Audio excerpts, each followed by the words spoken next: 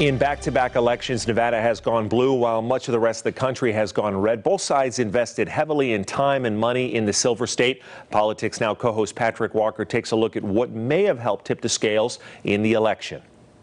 Perhaps this year more than ever, interfacing with voters one-on-one was a top priority for both major parties. But progressive organizations provided the extra punch for Democrats to pick up wins on Election Day. We try not to talk at voters and really take a step back and listen. Michelle White heads up For Our Future Nevada, which focuses on issues like health care, immigration, and education funding.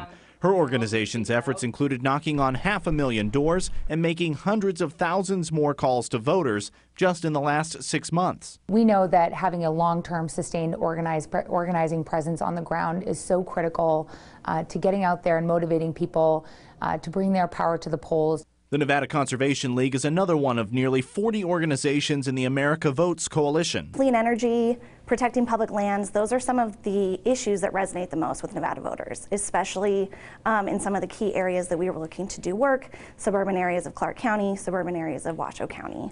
Those organizations, including unions, advocacy, and grassroots groups, focused on getting out the vote. It worked. Record early voting and Election Day turnout for a midterm, 969,000 voters. That's 250,000 higher than the previous midterm record set in 2010. Each of those 39 groups targeted voters who care about specific issues, tackling the task of motivating hundreds of thousands of voters in smaller chunks. It's one big group project, and all of us come to this table, playing off of each other's strengths and weaknesses. The result, a near blue sweep some members of the coalition have been working on for a decade.